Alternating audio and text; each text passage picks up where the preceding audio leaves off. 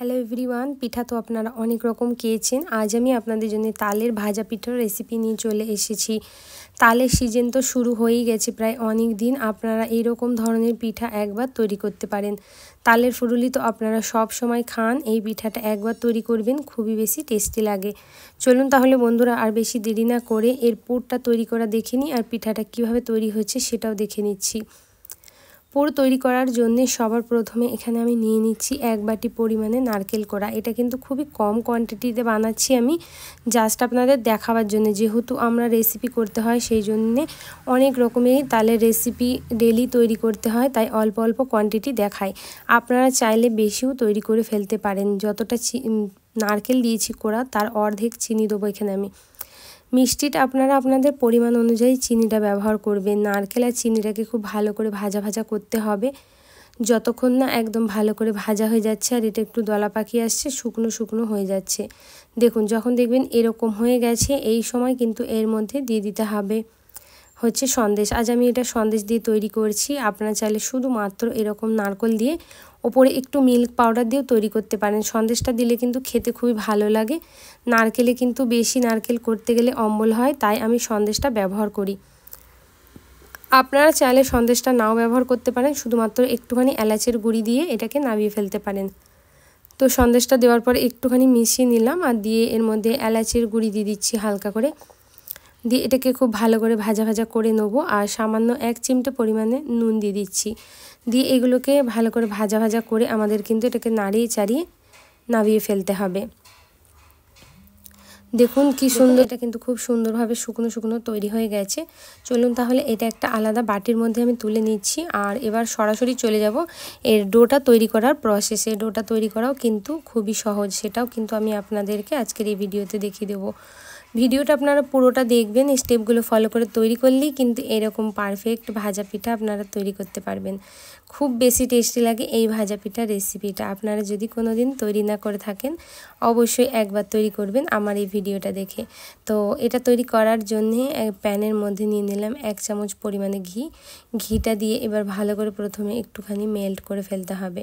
সুন্দর করে যখন দেখবেন ঘিটা মেল্ট হয়ে গেছে, তখন এর মধ্যে দিয়ে দেবো আমি তালের পাল্প। তালের পাল্প এখানে আমি 1 বাটি পরিমাণ ব্যবহার করছি। এর আগের ভিডিওতে কিন্তু আমি সবকটা ভিডিওতেই তালের পাল্প কিভাবে বার করে সেটা দেখিয়েছি, আর খুব সহজভাবেও দেখিয়েছি কিভাবে বার করা যায় ঝুড়ি ছাড়া। তো আপনারা যদি না দেখে থাকেন সেই ভিডিওগুলো একবার গিয়ে অন্তত দেখে নেবেন। তালের পোড়া পিঠে আমি কিন্তু 2 রকমের দিয়েছি, প্রেসার কুকার আর প্রেসার কুকার ছাড়া, কলা পাতা ছাড়া। আপনারা সেগুলোও দেখতে পারেন, খুবই ভালো হয়েছে, খুবই মজার হয়।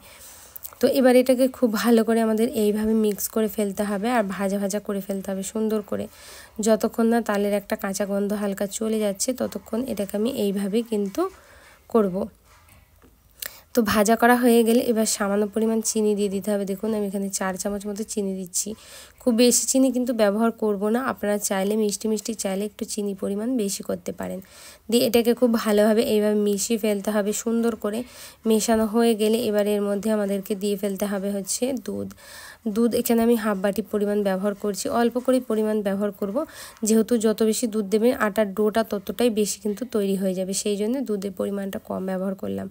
আপনারা দুধের এক্সচেঞ্জে জল দিয়েও তৈরি করতে পারেন। জল দিলে যতটা টেস্ট না হয়, দুধ দিলে তার থেকে বেশি টেস্ট হয়, তাই অবশ্যই দুধটা ব্যবহার করার চেষ্টা করবেন। দিয়ে ভালো করে মিক্স করে নিই। চলুন পাল্পটা যখন দেখবেন যে একদমই স্মুথ তৈরি হয়ে গেছে সুন্দর হয়ে, তখন ভাববেন কিন্তু এটা কিন্তু পারফেক্ট একদম তৈরি হয়ে গেছে। এবার এর মধ্যে আমাদেরকে দিয়ে ফেলতে হবে হচ্ছে সামান্য পরিমাণে নুন। নুনটা দিলে মিষ্টি জিনিসে এমনিতেই খেতে খুব ভালো হয়। 1 চিমটে পরিমাণ নুন ব্যবহার অবশ্যই করবেন। দেখুন এখানে দিয়ে দিচ্ছি আমি নুনটা। বন্ধুরা যদি এতক্ষণ ভিডিওটা ভালো লেগে থাকে অবশ্যই একটা লাইক করে দেবেন, সাথে আমার চ্যানেলটাকে সাবস্ক্রাইব করে বেল নোটিফিকেশানটা অন করতে একদম ভুলবেন না, এইরকমই নতুন নতুন রেসিপি পাওয়ার জন্যে। এবার এই লিকুইডের মধ্যে আমাদের দিয়ে দিতে হবে চালের গুঁড়ি। এখানে আমি গোবিন্দভোগ চালের গুঁড়ি ব্যবহার করছি, আর সাথে দিয়ে দেবো ময়দা। যতটা চালের গুঁড়ি দেবেন ততটাই কিন্তু ময়দা দিতে হবে আপনাদের, তাহলে পিঠাটা নরম আর পিঠাটা খুব সুন্দর তৈরি হয়। শুধুমাত্র চালের গুঁড়ি দিয়ে করলে পিঠাটা অনেকটা শক্ত হয়, তাই আমি এখানে 2 রকম ব্যবহার করে তৈরি করছি।